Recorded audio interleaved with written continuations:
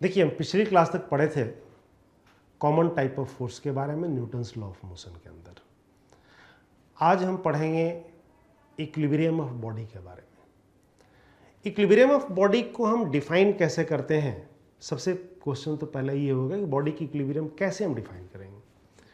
अगर किसी बॉडी पर नेट फोर्स जीरो होगा तो हम कहेंगे बॉडी इक्विलिब्रियम के अंदर है। नेट फोर्स जीरो का मतलब ये हो गया कि बॉडी पर जितने फोर्स लग रहे हैं उन सब का हॉरिजॉन्टल कंपोनेंट, सब का वर्टिकल कंपोनेंट जीरो होना चाहिए। दैट मीन्स हॉरिजॉन्टल कंपोनेंट आपस में बैलेंस कर लें, वर्टिकल कंपोनेंट आपस में बैलेंस कर लें, तो हम कहेंगे कि बॉडी पर नेट फोर्स जीरो है। एक तो ये हो गया बॉडी स्टैटिक पोजीशन में है तब। अगर बॉडी मोशन में है विद द कांस्टेंट वेलोसिटी, उस टाइम भी बॉडी की एक्सेलरेशन जीरो होगी, उस टाइम बॉडी पर फोर्स जीरो लगेगा और उस टाइम जो इक्विलिब्रियम डिफाइन किया जाएगा this is called dynamic equilibrium. तो इस तरीके से इक्विलिब्रियम को दो तरीके से हमने समझा। एक static equilibrium, that means body rest पर है लेकिन नेट फोर्स उस पर जीरो है, और दूसरा डायनामिक इक्विलिब्रियम यानी कि बॉडी मोशन में है उसके बावजूद भी नेट फोर्स जीरो है। तो इस तरीके से हम डिफाइन कर सकते हैं कि a body is said to be in equilibrium if it doesn't tend to undergo any change of its own. कहने का मतलब ये हो गया कि net force at any instant of time body पर क्या होगा? जीरो होगा। दूसरा, any further change must be produced by the external means.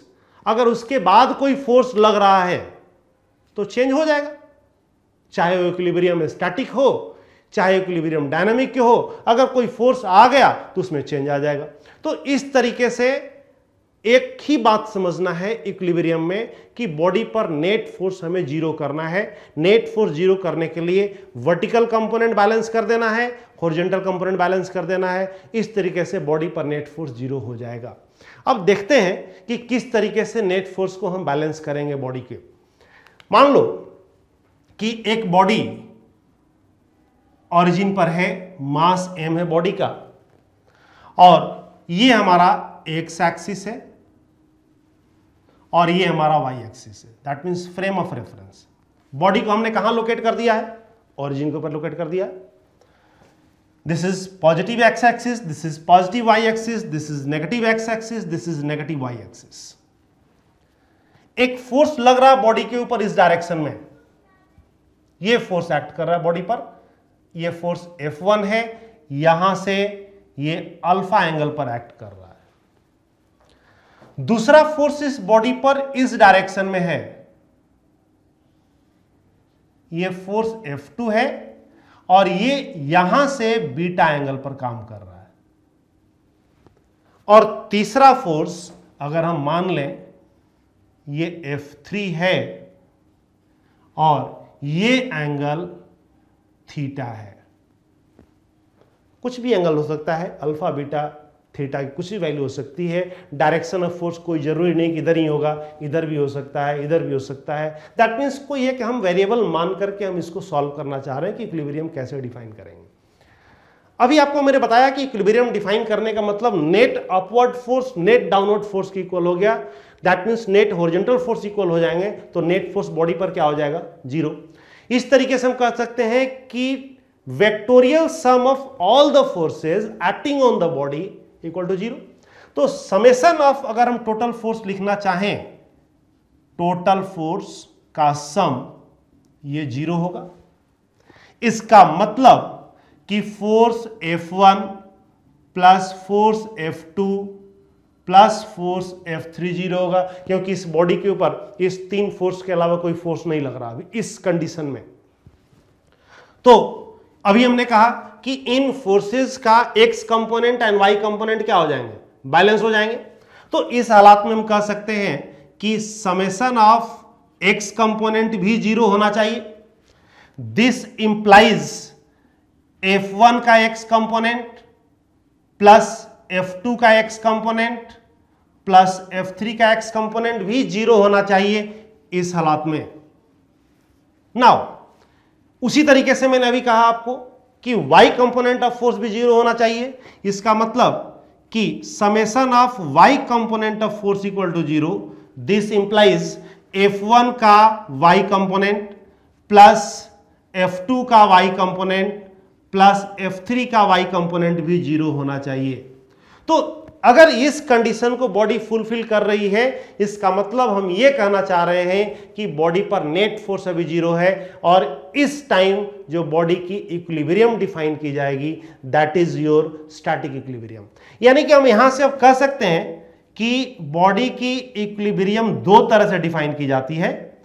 पहली इक्विलिब्रियम को हम कहेंगे क्या? Static equilibrium. एंड दूसरी इक्विलिब्रियम को हम कहेंगे क्या? Dynamic equilibrium. अब देखिए दोनों में डिफरेंस क्या है, मैं अभी अब डिस्कस कर चुका हूं आपको कि अगर बॉडी रेस्ट पर है और बॉडी पर नेट फोर्स 0 हो रहा है तो हम कहेंगे कि बॉडी की इक्विलिब्रियम कैसी है? स्टैटिक इक्विलिब्रियम है। अगर बॉडी मोशन में है विद द यूनिफॉर्म वेलोसिटी, उस पर भी नेट फोर्स 0 होगा और उस टाइम जो इक्विलिब्रियम डिफाइन किया जाएगा दैट इज डायनामिक इक्विलिब्रियम। अभी हम दोनों के एक एक एग्जाम्पल देखेंगे कि static equilibrium and dynamic equilibrium किस तरीके से डिफाइन किया जाता है। अब आप सपोज करो, एक एग्जाम्पल हम लेते हैं, एक स्प्रिंग है। आप ये सपोज करें एक स्प्रिंग है और स्प्रिंग अपने नेचुरल लेंथ में है। जब स्प्रिंग अपने नेचुरल लेंथ में होगा इसका मतलब ये हो गया कि उस टाइम कोई फोर्स नहीं काम करेगा।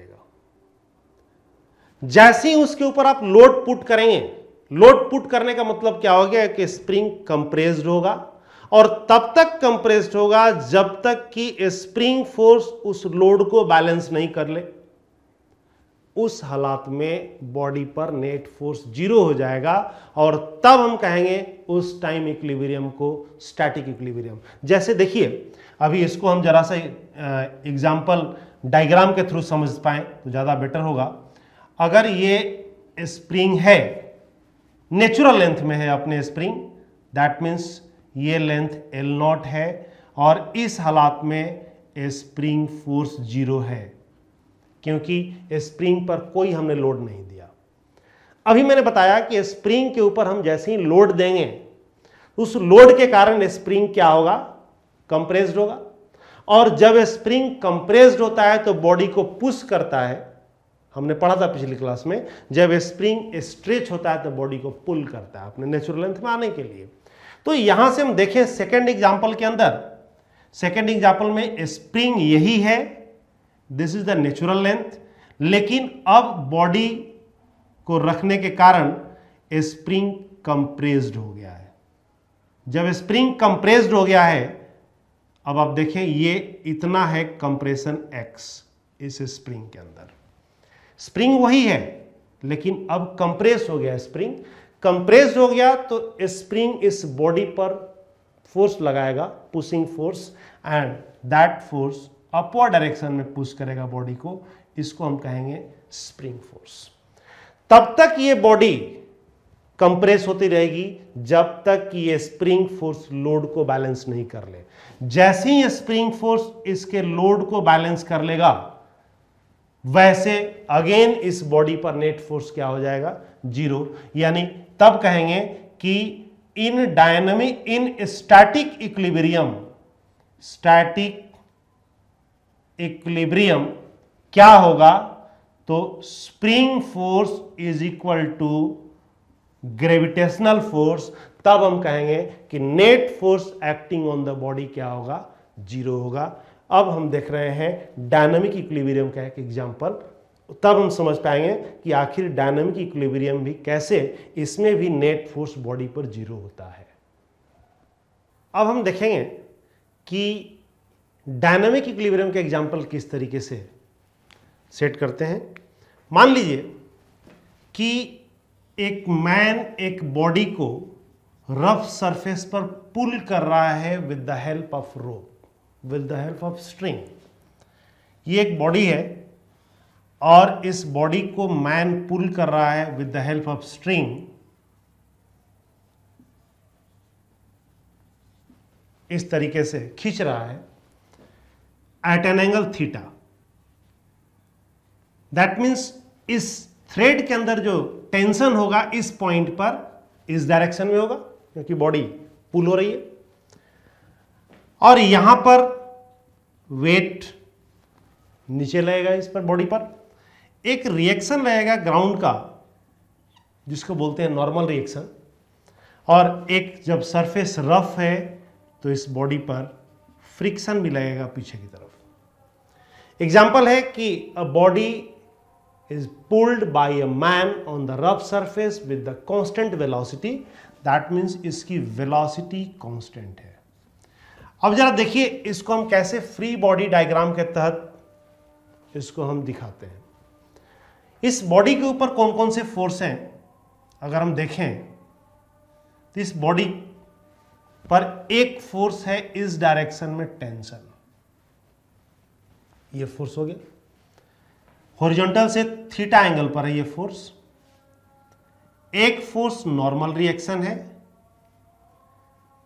एक mg है, और एक इस डायरेक्शन में इस बॉडी के ऊपर फ्रिक्शन फोर्स है। अब देखिए इन सब फोर्स जिस डायरेक्शन में एक्ट कर रहे हैं, अगर इनका रिजल्टेंट जीरो हो जाए तो हम कहेंगे कि बॉडी मोशन के दौरान भी नेट फोर्स जीरो है, और उस टाइम बॉडी पर बॉडी की इक्विलिब्रियम को हम कहेंगे डायनामिक इक्विलिब्रियम। अब जरा इसकी वेक्टोरियल एडिशन करें तो पहले नॉर्मल फोर्स हम दिखाएंगे इस डायरेक्शन में, ये नॉर्मल की डायरेक्शन है। टेंशन ये हो गया, दिस इज टेंशन। वेट, यहां से हम वेट को दिखा दिए mg, एंड देन फ्रिक्शन, ये फ्रिक्शन हो गया। अब देखिए इन सारे फोर्स साइक्लिक ऑर्डर में है, दैट मीन्स इस मोमेंट पर आप कह सकते हैं कि sum of the net forces acting on the block zero है, because body is moving with uniform velocity. कहने का मतलब कि बॉडी का एक्सीलरेशन क्या होगा, नेट एक्सीलरेशन जीरो होगा, इसलिए नेट फोर्स भी जीरो होगा, तो हम कहेंगे बॉडी डायनामिक इक्विलिब्रियम में है। तो इस तरीके से हमने इक्विलिब्रियम डिफाइन किया, एक स्टैटिक इक्विलिब्रियम, एक डायनामिक इक्विलिब्रियम। अब हम देखेंगे कि इस इक्विलिब्रियम ऑफ बॉडी के न्यूमेरिकल्स को कैसे सॉल्व किया जाता है। देखिए अब एक न्यूमेरिकल हम देखेंगे इस पर। न्यूमेरिकल ये है,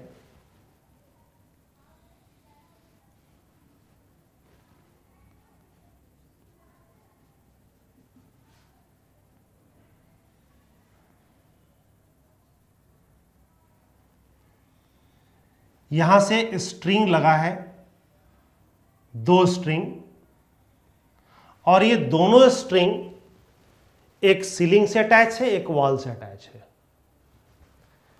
और जहां पर दोनों का कॉम्बिनेशन है, जहां पर दोनों स्ट्रिंग की मीटिंग पॉइंट है, वहां से एक तीसरा स्ट्रिंग हमने डाल दिया और इस स्ट्रिंग से एक वेट को हैंग कर दिया, 10 kg वेट।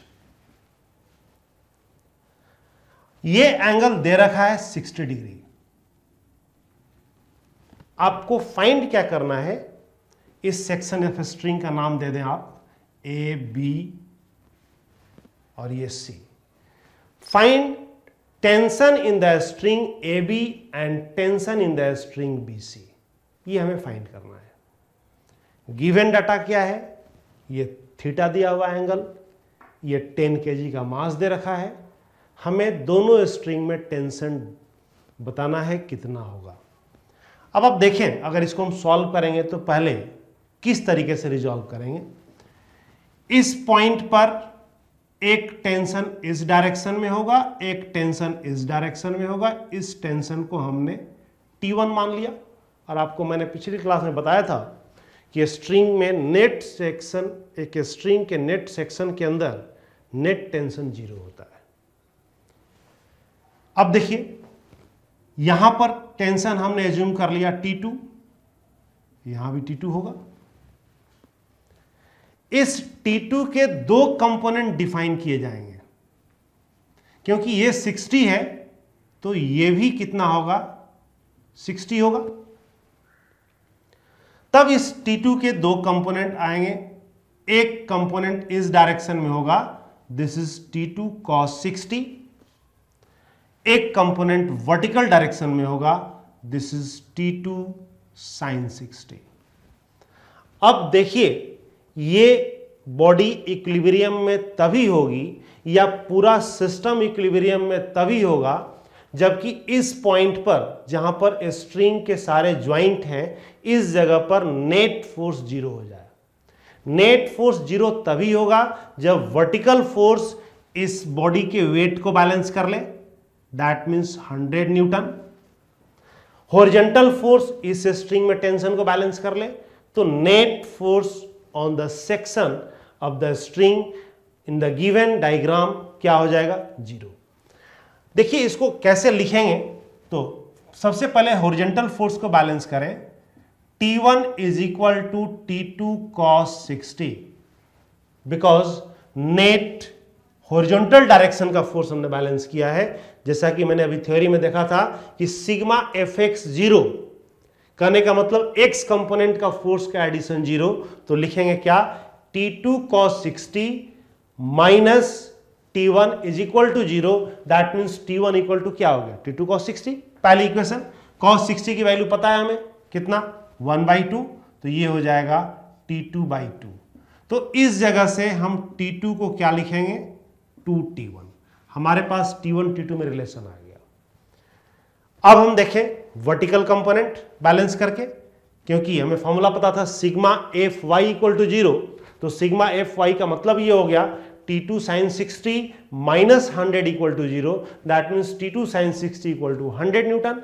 तो यहां से वर्टिकल कंपोनेंट से क्या लिखेंगे, T2 sin 60 is equal to 100।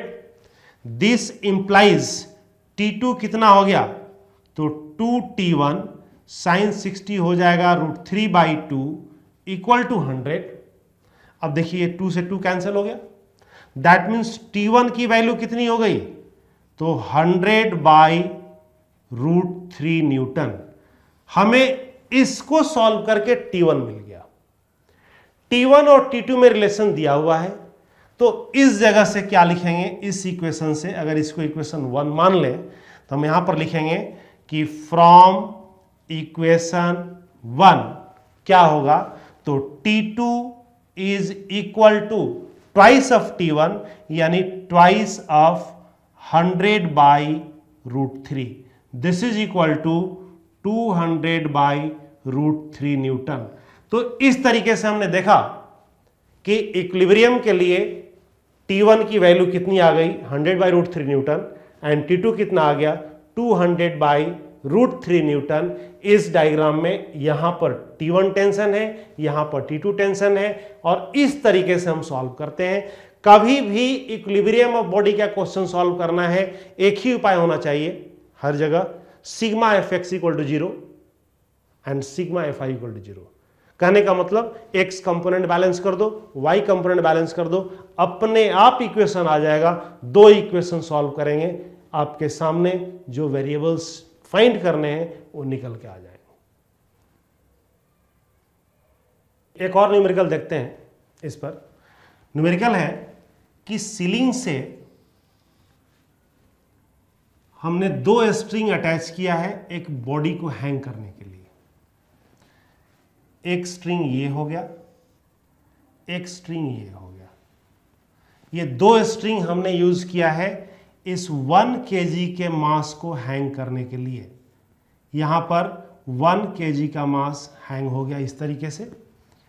ये स्ट्रिंग का नाम कुछ आप दे दीजिए, P, Q, इसको QR और इसको QS, ठीक है। ये एंगल दे रखा है आपका 30 डिग्री, ये एंगल दे रखा है आपको 60 डिग्री।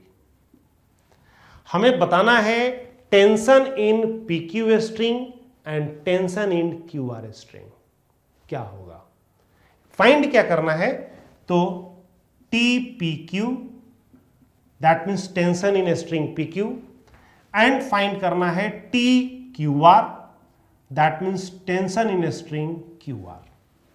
ये फाइंड करना है। डाटा क्या दिया हुआ है, 2 एंगल दिए हुए हैं, एक मास दिया हुआ है। अगेन सेम वही यूज करेंगे प्रोसेस जैसे अभी पीछे हमने एक न्यूमेरिकल सॉल्व किया है। Sigma F X equal to 0, sigma F Y equal to 0। अब इसमें सबसे पहले हम टेंशन को दिखा दें। अगर हम PQ स्ट्रिंग में टेंशन इस डायरेक्शन में मानते हैं, ये T1, तो यहां भी T1 हो गया इस डायरेक्शन में, यानी कि टेंशन इन PQ को हमने क्या एज्यूम कर लिया, T1 एज्यूम कर लिया। एंड टेंशन इन QR को क्या एज्यूम कर लिया, T2 एज्यूम कर लिया। तो यहां पर टेंशन क्या आ गया, T2, यहां भी टेंशन क्या आ गया, T2। अब देखिए फिर वही इस सेक्शन पर जहां तीनों स्ट्रिंग मीट कर रहे हैं, नेट फोर्स 0 होना चाहिए।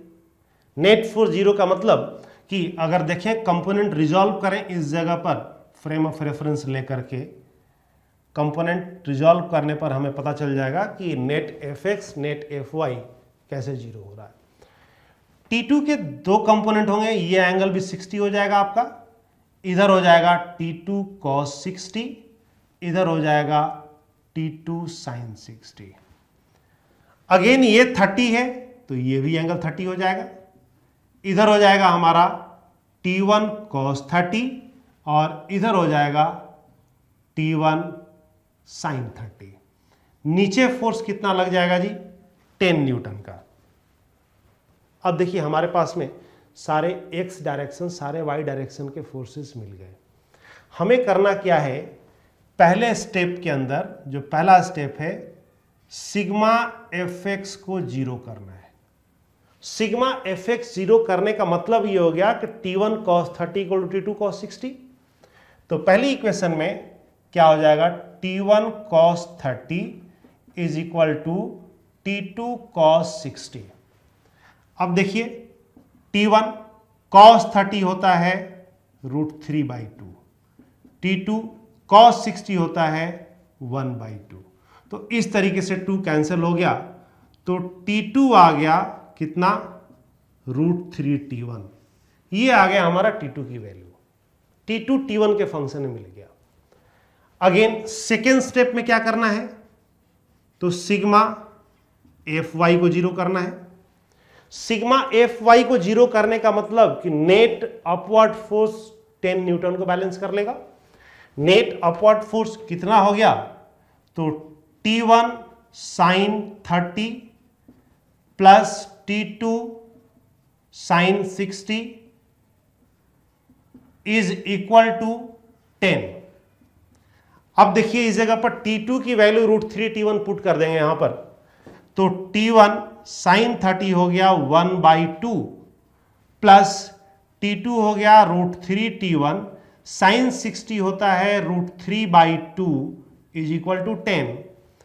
अब जरा इसको सॉल्व करें तो T1/2 प्लस √3 मल्टीप्लाई बाई √3 3 हो जाएगा, तो ये हो जाएगा 3T1/2 इज इक्वल टू 10। अब जरा देखें आप एलसीएम लेंगे इसका, तो 2 एलसीएम हो गया, T1 प्लस 3T1 ऊपर आ जाएगा, दैट मीन्स 4T1/2। ये हो गया 4T1/2 equal to 10। This implies 2 2 जा 4, T1 की वैल्यू कितनी आ गई, तो 10/2, दिस इज 5 न्यूटन। यानी कि हमारा इस स्ट्रिंग के अंदर जो टेंशन होगा वो कितना है, 5 न्यूटन आ गया। अब हम यूज कर लें इस इक्वेशन को, दैट मीन्स अगर इसको इक्वेशन नंबर 1 हम मान लेते हैं तो लिखेंगे फ्रॉम इक्वेशन 1। इक्वेशन 1 में T2 की वैल्यू हो जाएगा √3T1, दैट मीन्स T1 5 है तो ये हो जाएगा 5√3 न्यूटन। तो T2 आ गया 5√3 न्यूटन। T1 कितना है, तो 5 न्यूटन। इस तरीके से जहां भी, मैं बार बार बोल रहा हूं, जहां भी इक्विलिब्रियम ऑफ बॉडी का क्वेश्चन सॉल्व करना है, दो ही कॉन्सेप्ट यूज करने हैं, sigma F X 0, sigma F Y 0। उस जंक्शन पर जिस जगह पर इक्विलिब्रियम है, अगर ये दोनों इक्वेशन आपने सेपरेटली लिख लिया तो बस सिर्फ मैथमेटिकल आपको कैलकुलेशन है, दोनों वेरिएबल्स जो फाइंड करने हैं सामने आ जाएंगे। अभी एक दो न्यूमेरिकल्स और हम देखते हैं किस तरीके से सॉल्व किया जाता है। देखिए एक दूसरा क्वेश्चन है, इस क्वेश्चन में दो मास हैं, दोनों को स्ट्रिंग से कैसे हैंग किया गया अभी आपको बता रहे हैं। एक ये वॉल से हैंग किया गया स्ट्रिंग के थ्रू, यहां पर ये स्ट्रिंग हॉरिजॉन्टल से 45 डिग्री के एंगल पर है, दूसरा स्ट्रिंग भी हॉरिजॉन्टल से 45 के एंगल पर है। यहां पर यहां से एक मास हैंग किया गया, this is mass small m। यहां पर एक और ब्लॉक है, एक और मास है कैपिटल M मास का, और यहां से एक और स्ट्रिंग लगाया गया वॉल से, ये थीटा एंगल। हमें फाइंड करना है ये थीटा कितना होगा कि सिस्टम इक्विलिब्रियम में हो। This is the question. पहले क्या था, एक मास था, हम एक जगह इक्विलिब्रियम का कॉन्सेप्ट लगाते थे, एक जगह fx fy बैलेंस कर लिया। अब हमारे पास दो मास हैं, इन दोनों पर हम fy fx बैलेंस करेंगे। That means sigma fy equal to 0, sigma fx equal to 0। अब देखें इसके अंदर टेंशन पहले हम दिखाएं, फोर्सेस दिखाएं, फिर इसको रिजॉल्व करते हैं। इसके अंदर फोर्स हमने मान लिया T1, दिस इज T1, यहां फोर्स मान लिया हमने T2। क्लियर? यहां पर नीचे में ग्रेविटी एक्ट करेगा, that is gravitational force mg। इस T2 के दो कंपोनेंट आएंगे, एक हो गया T2 cos 45 डिग्री और दूसरा हो जाएगा T2 sin 45 डिग्री। अगेन इस T1 के भी दो कंपोनेंट होंगे, T1 cos 45 and T1 sin 45। हमारे पास इस T1 T2 के सारे कंपोनेंट रिजॉल्व मिल गए। अब हम चलें उस मास के ऊपर। इस मास पर अगर आप देखें तो एक तो इसका वेट mg लगेगा ही, इस T2 के भी अगेन दो कंपोनेंट होंगे, ये 45 है तो ये भी 45 हो गया अगेन। तो यहां पर इस डायरेक्शन में T2 cos 45 एक कंपोनेंट आ गया। अब देखिए इस स्ट्रिंग में टेंशन अलग मानना पड़ेगा, ये अलग स्ट्रिंग है, यहां हमने टेंशन T3 मान लिया। इस टेंशन के भी दो कंपोनेंट रिजॉल्व किए जाएंगे, इस डायरेक्शन में T3 cos थीटा एंड इस डायरेक्शन में T3 sin थीटा। अब देखो पहले हम कैपिटल M पर इक्विलिब्रियम बैलेंस करें, कैसे करेंगे?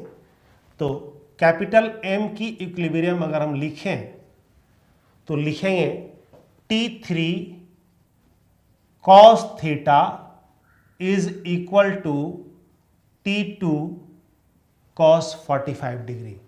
दैट मीन्स ये इसके इक्वल हो गया। अब देखिए यहां पर T2 का एक वर्टिकल कंपोनेंट भी आएगा, T2 sin 45। अब हम वर्टिकल कंपोनेंट बैलेंस करें उस मास पर तो क्या होगा, T3 sin theta is equal to क्या होगा, mg plus T2 sin 45 degree. देखिए हमें थीटा कैलकुलेट करना है, तो हमारा टारगेट ये होना चाहिए कि किसी तरीके से T3 कैंसिल हो जाए तो थीटा हमें मिल जाएगा। ये तभी हो सकता है जब इस इक्वेशन के अंदर इसको हम डिवाइड कर दें। तो आप नाम दे दें इस इक्वेशन को फर्स्ट, इक्वेशन को सेकेंड, तो लिखेंगे equation second divided by first. क्या हो जाएगा, तो T3 कैंसिल, tan थीटा मिल गया हमारे पास में। tan थीटा कितना हो जाएगा, तो capital mg plus T2 sin 45 divided by T2 cos 45।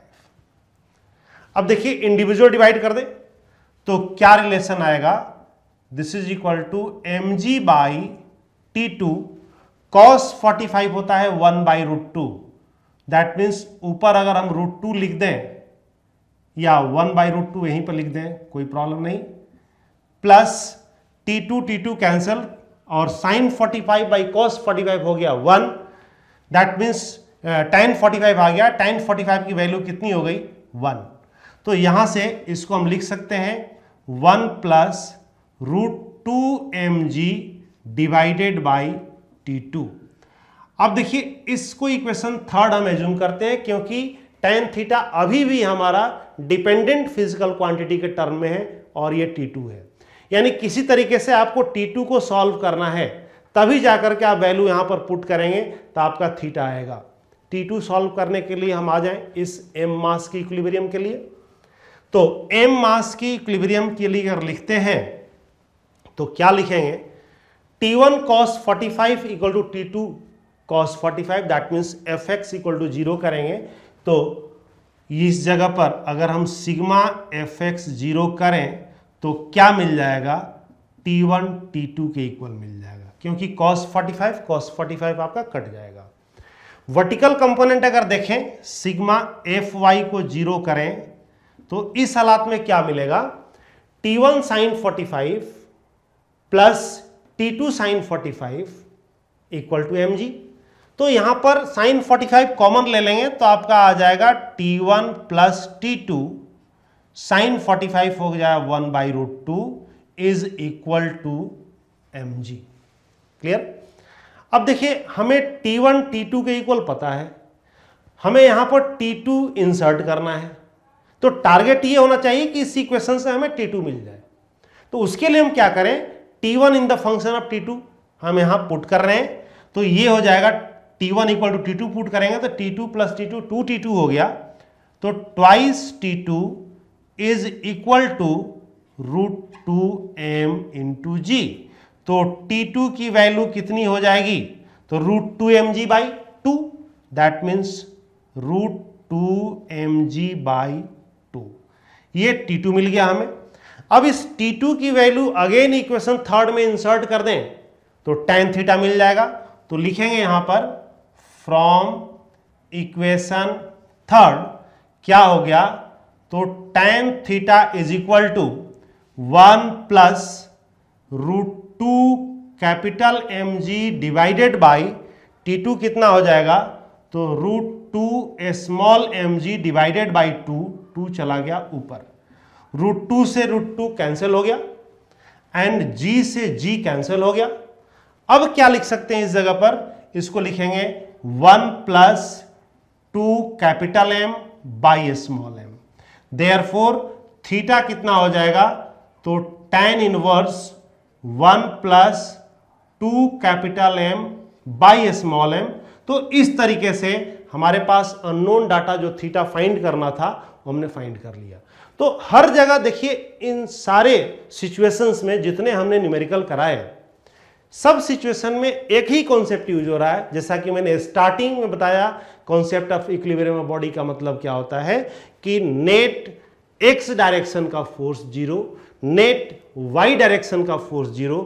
कहने का मतलब कि अगर एक्स डायरेक्शन के कंपोनेंट को आप बैलेंस कर लें, अगर वाई डायरेक्शन के कंपोनेंट को आप बैलेंस कर लें, तो उस हालात में जो भी अननोन वेरिएबल्स होंगे जो आपको क्वेश्चन में पूछा गया होगा वो आप फाइंड कर सकते हैं, लेकिन उसके पहले इक्वेशन आपको बनाना पड़ेगा। और जैसे ही इक्वेशन आप बनाते चले जाएंगे अपने आप वो वेरिएबल सेपरेट होता चला जाएगा और लास्ट में वेरिएबल को आप कैलकुलेट कर सकते हैं बाय सॉल्विंग द इक्वेशंस।